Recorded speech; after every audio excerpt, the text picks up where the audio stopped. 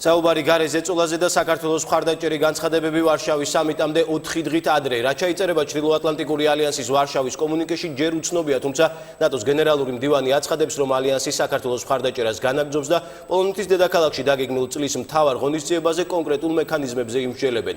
იენს სტოლტენბერგი კიდევ ერთხელ ხაზგასმით აღნიშნავს, რომ ქვეყანას წევრობისთვის ყველა პრაქტიკული ინსტრუმენტი გააჩნია. რა შეიძლება დაემატოს ამ ინსტრუმენტებს და როგორ მიმდინარეობს მზადება მოახლოებული სამიტისთვის. კეთევან დავა დეტალებით.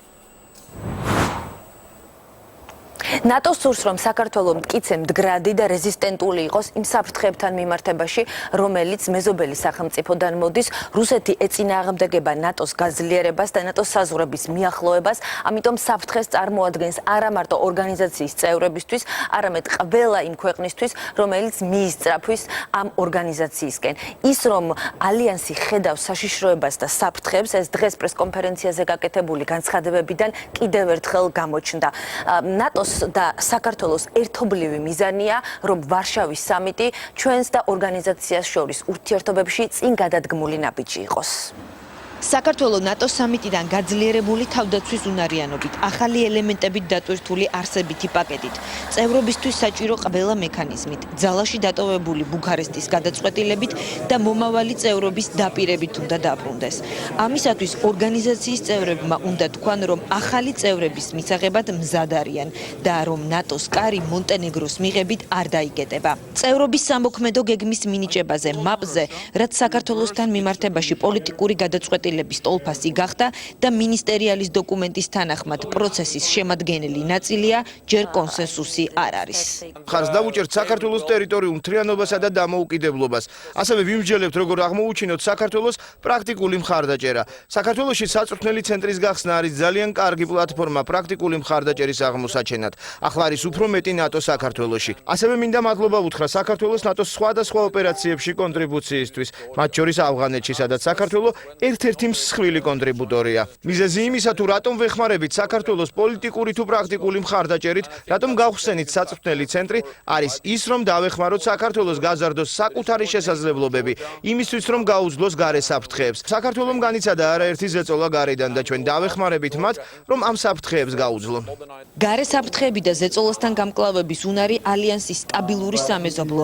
დღეს გენერალურმა მდივანმა განსაკუთრებით ბევრჯერ ახსენა.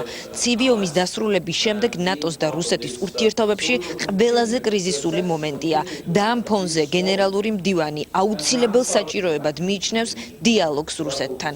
ჩვენი მიზანია არ დაიძაბოს მდგომარეობა ევროპაში. რჩებით ღია რუსეთთან დიალოგისთვის. ნატო-რუსეთის საბჭო საუკეთესო ფორუმია დიალოგისთვის, ინფორმაციის გასაცვლელად და პროგნოზირებადობის გასაზრდელად. საბჭოს სხდომაზე, რომელიც სამიტის შემდეგ გაიმართება, მთავარი თემა რისკების შემცირება იქნება. ტერიტორიული მთლიანობის აღდგენას საქართველოსთან ერთად პოლიტიკურ და პრაქტიკულ დონეზე დახმარებას ელოდება უკრაინა. ვარშავაში იქნება პეტრო პოროშენკოც. ნატოში უკრაინის მისიის ხელმძღვანელი მოამბესთან ამბობს, რომ წევრობამდე უკრაინას გრძელი გზა აქვს გასავლელი. ველოდებით თუ რა ზომებს მიიღებს და რა რეაგირებას მოახდენს ალიანსი, მას შემდეგ რაც რუსეთი თავს დაესხა საქართველოს აგრესიული პოლიტიკა უკრაინაში შეჭრით გააგრძელა. ვფიქრობ, რომ ჩრდილოატლანტიკური სივრცის სრულფასოვანი უსაფრთხოება მშვიდობიანი, დაცული და სტაბილური საქართველოს და უკრაინის გარეშე ვერ იქნება. ყოჩახ ქართულ ხალხს, თქვენ არ დაკარგეთ დრო და კრიტერიუმების დასაკმაყოფილებლად, გააკეთეთ მაქსიმუმი და შეგიძლიათ წევრობაზე სამართლიანად საუბარი. ჩვენი მხრიდან ეს ცოტა გადაჭარბებული იქნებოდა. სამიტი ვარშავის სტადიონზე ჩატარდება. პოლონეთის პარლამენტმა ანტიტერორისტული კანონი ბრიუსელის ტერაქტის შემდეგ გაამკაცრა. ხელისუფლების წარმომადგენლები ამბობენ, რომ პოლონეთი ეგრეთ წოდებული ისლამური სახელმწიფოს სამიზნეს არ წარმოადგენს, მაგრამ ღონისძიების ჩატარების გამო ქვეყანაში რისკებია გაზრდილი. შესაბამისად, ვარშავაც განსაკუთრებით დაცული იქნება.